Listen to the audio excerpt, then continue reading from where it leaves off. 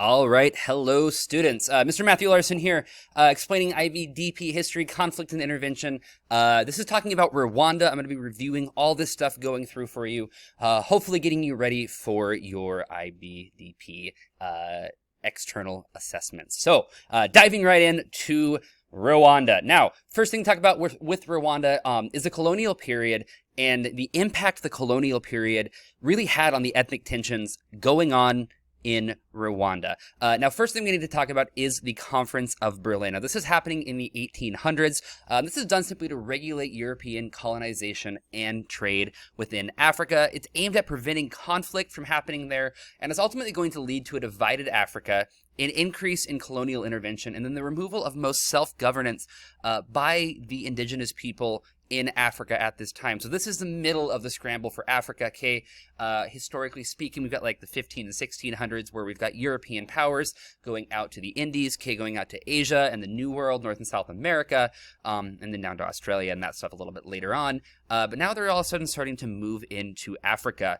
They see this vast swaths of land that no one had really claimed yet, at least by European standards. So they're just going to kind of waltz on in. They're going to set up this conference and determine how Africa is going to be divided. It is important to note that at this conference, there was no representation from the African people who had been living on this land for hundreds of thousands of years. So it's kind of this European, Eurocentric view of this land is open. We need to figure out how we're going to be claiming this. Now, looking at this map, it's kind of important right here in 1880 until 1914, which is the start of World War I. Now, you can see right here a couple different names coming up and having the large sway, the traditional countries that you're going to see when you come to talking about the scramble for Africa and colonization in general. Number one, we have to talk about the French, okay? The French are huge players in colonization. The British, another one. The Germans, the Italian.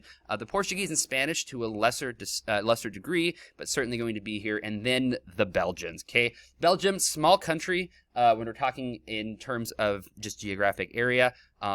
In Europe, not a huge major player in political scene, but when it comes to Africa, they're going to play a fairly large role. We know about King Leopold II down in the Congo, some pretty atrocious things happening there. But really, you see these designs and these borders set up right through here as a result of the Conference of Berlin. If you notice, looking at a contemporary map of Africa today, you're going to see a lot of similarities.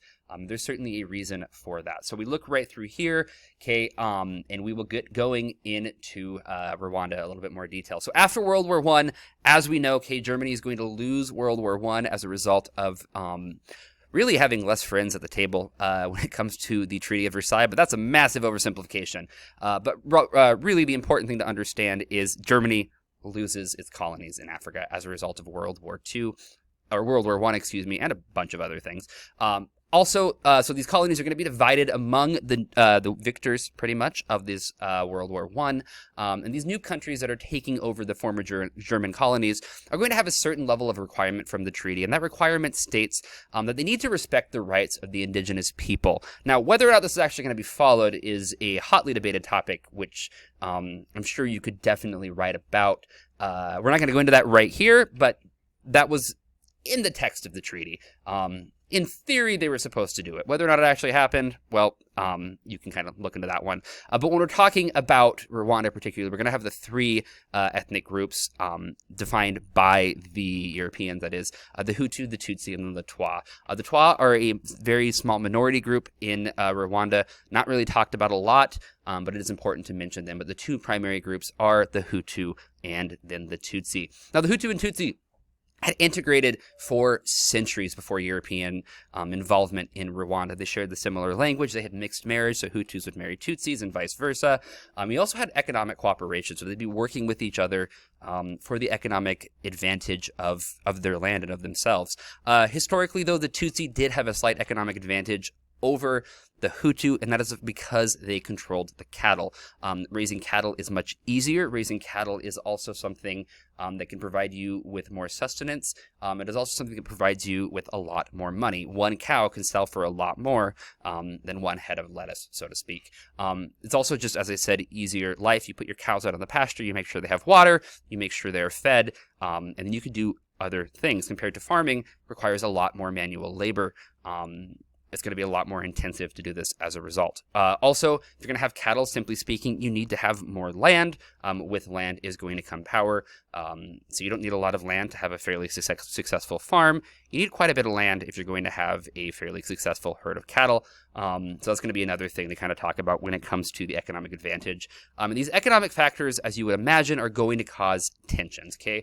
This is something you see in contemporary society. You see really throughout a lot of society, is there tends to be a bit of bit of tension between rich and poor, different economic factors. And the Germans and the Belgians are going to really exacerbate this and make it much worse. They're going to exaggerate this, for a number of reasons. One primarily being it's a lot easier for them to control when they're divided amongst themselves versus being unified amongst the colonizers. So that's going to be one of the reasons as well, something you could discuss when you're talking about some of the economic factors that led to the tensions between the Hutu and the Tutsi. In all reality, the Germans and the Belgians did kind of make things worse as a way of protecting themselves. Also, we're going to have the racial theories of Europe at this time. Social Darwinism is huge. We're having the belief of eugenics. Kind of if you look at the foundations of World War II and the Nazi Party platform, the racial ideology, these are not unique just to the Nazis in Germany, to get a little bit off subject. These are beliefs that are held by a large number of Europeans and Americans and Canadians and people in the New World as well, at this time period. Okay, this belief in social Darwinism, survival of the fittest when it comes to race. So the Europeans, when they're coming into Africa, are going to carry their ideals with them down here. They're going to believe that the Tutsi were superior to the Hutu because they saw them as taller, thinner, and having more narrow noses. Now, this is going to be significant because these are going to be the factors that are used largely to determine who is a Hutu and who is a Tutsi. So you can see right here in this image the kind of definition of here's what a Hutu looks like from the front and from the side. Here's what a Tutsi looks like from the front and from the side. Again, I'm showing this just so you can kind of understand the mindset of the individuals at this time when it came to looking at the difference between a Hutu and a Tutsi. Now, was this always the case? Most certainly not. However, this is what they ultimately used to determine who was a Hutu and who was a Tutsi. Lastly, as a result of this, they're going to be giving Tutsi men education. They're going to be teaching them French because that is the language that you need to work in government. They're going to get these individuals to work in government, and they're going to really give the Tutsi the political power in the country. Now, it is important to understand that the Tutsi were the minority. They did have the more money. There's already a little bit of tension as a result of the economic factors. Now they're the ones getting the education as well. You can understand how that is going to make things worse. That is all for now. If you have any questions, comments, put them down below. Otherwise, I will see you later with part 2. Good luck.